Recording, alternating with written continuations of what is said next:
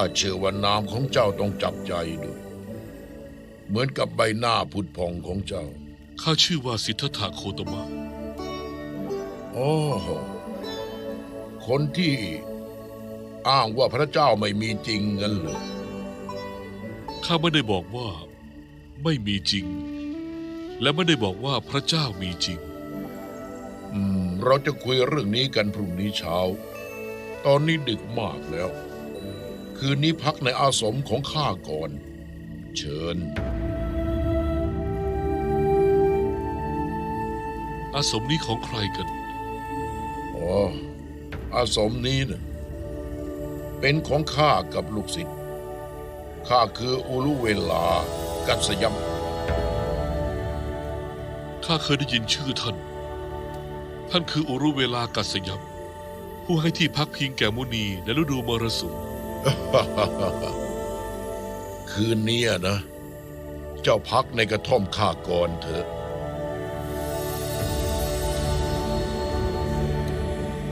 นี่ขอรับข้าจะพักผ่อนหลังจากที่ทำสมาธิถ้าท่านไม่ว่าอะไร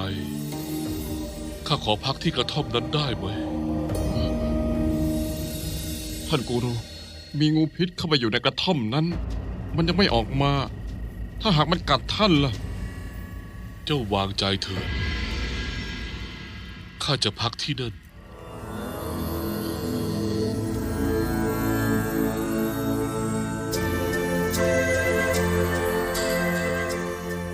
ท่านอาจารย์ท่านห้ามเขาสิตอนนี้เขาไม่หยุดเลยเขาตัดสินใจแน่วแน่แล้ว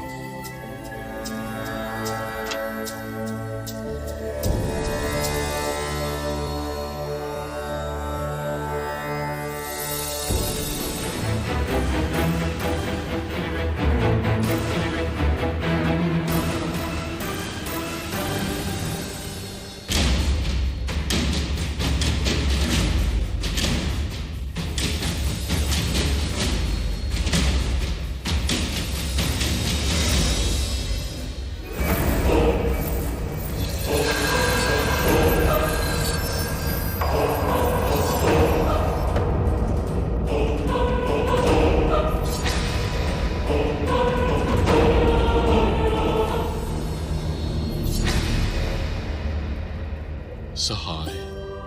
จงย้ายเข้าป่าไปเถิดที่นี่ไม่ปลอดภัยสำหรับเจ้าถึงเจ้าไม่ทำร้ายใครแต่คนจะทำร้ายเจ้าเพราะความหวาดกลัวชีวิตเจ้ามีอันตรายที่นี่นะ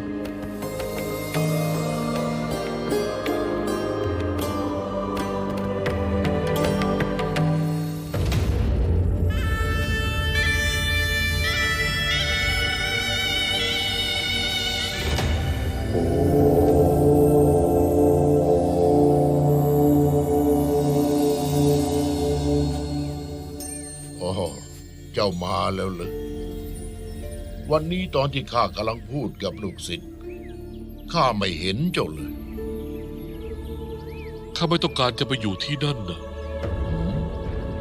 ทำไมล่ะ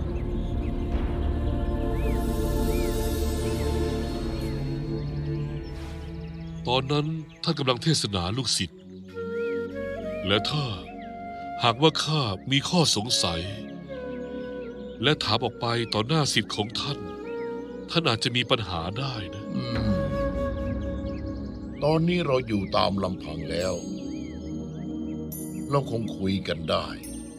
เชิญเจ้าเถิดเจ้าพูดถึงบางอย่างเกี่ยวกับความทุกข์ท่านเชื่อว่าความทุกข์นั่นคือความจริงไหมท่านเชื่อว่ามีเหตุผลเบื้องหลังของความทุกข์ไหมเชื่อ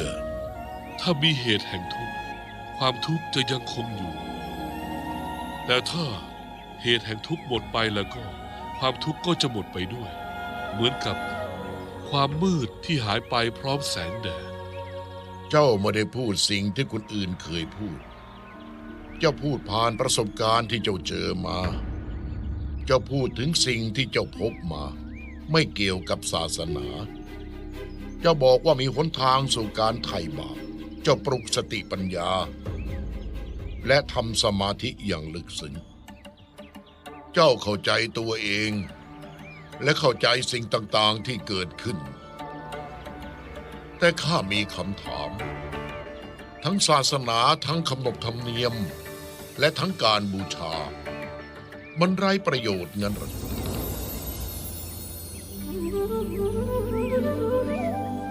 ถ้ามีคนที่อยากข้ามไปอีกฝ้ากของแม่น้ำเขาจะต้องทำยังไง ถ้าน้ำไม่ลึกเกินไป ก็เดินลุยไปได้ แต่หากน้ำลึก ก็ต้องพายเรือข้ามไป หรือว่าว่ายน้ำข้ามไป แล้วถ้าเขาไม่อยากเดินไปล่ะ ถ้าเขาไม่พร้อมจะว่ายน้ำถ้าเขาไม่พร้อมจะพายเรือ ถ้าเขาเอาแต่สวดขอพระเจ้า ให้อีกฝ้ากของแม่น้ำเข้ามาหาเขาเองล่ะ เราจะเรียกเขาว่าคนโง่ โง่ที่สุด มันก็เหมือนกับ ถ้าเขาควบคุมภาพมายาและความเขลาด้วยการใช้สติปัญญา เขาจะไม่พบความจริงอันสูงสุดและหนทางไถ่บาปอย่างนั้นหรือ ถ้าเขา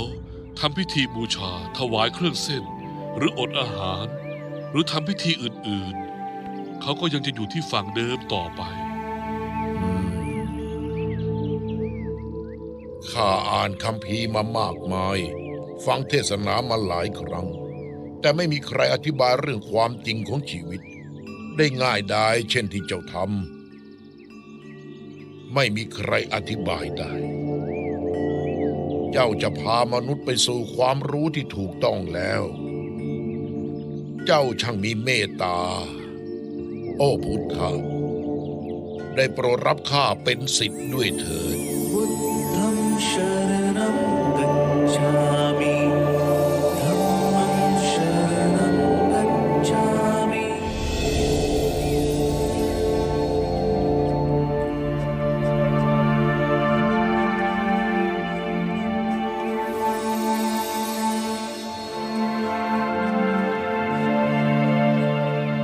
โอ้องค์พุทธะผู้กล้าแห่งยุค วันนี้เรามาขอพึ่งพาท่าน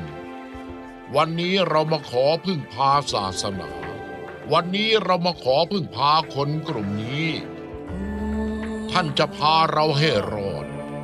จากโลกที่ทนทุกข์ทรมานนี้ได้แน่นอน